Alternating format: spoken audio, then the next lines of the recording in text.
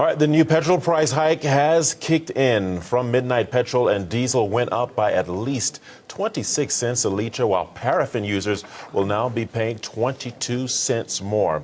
Now, gas increased by 37 cents a kilogram.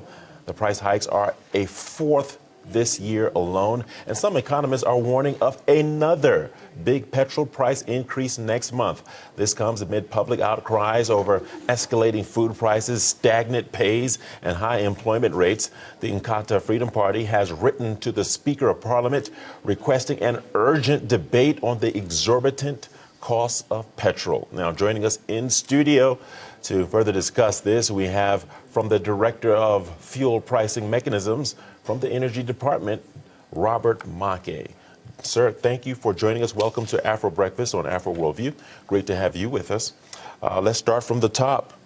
The petrol prices are increasing, and the vast majority of citizens are not happy. What is going to be done to alleviate the suffering of what you call the have-nots or the poor people of South Africa? Good morning, and good morning to the viewers. I think what is very important is also to understand what goes into the calculation of the fuel price. At the moment, South Africa is a price taker when it comes to fuel price because we don't have crude oil and we don't have finished product. So what basically happens is we have to buy this product from the international market. So the market determines the price. What could be done is things that should be debated. There could be a stabilization fund that could be established. There could be other alternatives that could be considered, but the people have to write submission to the department for consideration. All right, Mr. Maki, in the meantime, what can the government do to mitigate the circumstances that push our fuel prices up? I didn't get the question again. What are some of the things that the government can do to mitigate the circumstances that pushes our fuel prices up? Yeah, unfortunately, as I said, most of these factors are beyond our control. The only factors that are within government control are the local factors, which are your fuel levies, your road accident fund, as well as the transportation locally and the margins and so on. But those are also adjusted to make sure that the industry is sustainable. So it's difficult to say offhand now what can government do to mitigate the prices. But as I said, we welcome any proposal that can make sure that the industry is sustainable. Right now, sir, the prices of food obviously is going up. Transport fares are going up. The government, it seems that they have more or less abandoned the people. And do you foresee the price of fuel coming down? We know it's going up. It has been going up in the past few months. Do you see a better future in terms of the price? Yeah, we don't really do projections, but what I can tell you is at the beginning of the year, January, February, and March, the price actually has gone down. It's only the last 2 months and this month now that has gone up. And we know the main reason for that was the crude oil price and the currently now the rand-dollar exchange rate. So depending on what happens in the international market, that's when we can then talk about fuel price going down or going up. Okay. Forgive me if my questions seem repetitive, but I'm trying to ask the questions for the vast majority of the people. Many solutions have been suggested by some of my colleagues. Some of my colleagues suggested workers, or the vast majority of our people, living near their work areas. Some have suggested even bicycles, things of that nature. What do you suggest practical solutions to this current situation? Because obviously the price is hiked. What do they do now practically? Look, there are a lot of alternatives that people can use. Using public transport, for example, where it's accessible.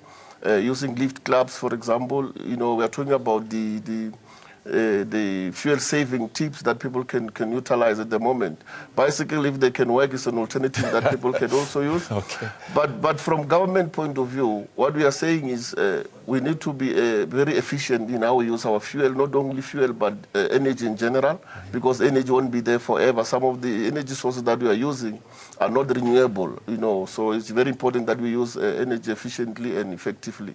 Okay. But yeah, we as government will accept any proposal that could help us to make sure that we mitigate against higher fuel prices.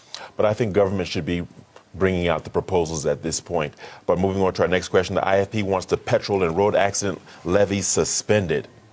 What's your take on this? Unfortunately, I don't work for the Department of Finance, National Treasury. That's something that they should raise with the Department of Finance, and they can then guide them on the way forward in that regard. Okay, well, it seems that it's all doom and gloom going ahead because some economists are actually projecting another big increase for next month. Are these predictions likely to come true?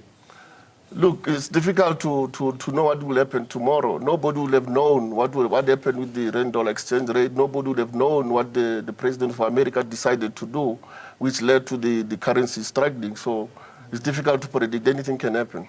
Well, some of our viewers are tweeting, and we have some public questions in which they want me to ask you. And one of them would be that: would you agree that the NFP's assertions that these fuel increases are a slap in Madiba's face? I don't know what's the basis for that, so it's difficult to...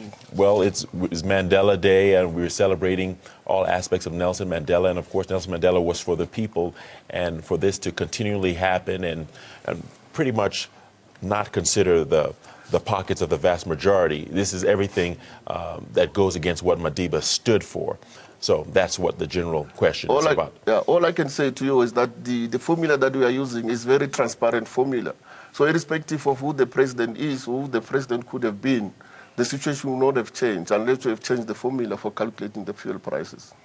And finally, sir, before I let you go, is there anything that the government can do, before I let you go, to reduce the cost of the escalating fuel price going forward? Look, going forward in the long-term years, when we start exploiting the shale gas that we have in the Karoo, because then we'll have our own local resource, that could have a big impact on how the fuel price is calculated. Currently, in the short term, maybe we can look at alternatives like the stabilization fund that needs to be discussed and debated across the board and say how can it be managed and so forth.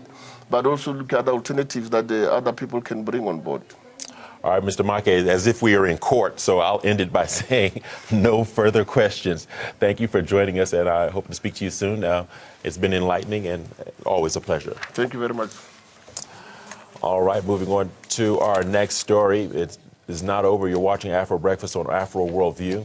We're bringing you all the latest stories coming your way, and let's see what's up next.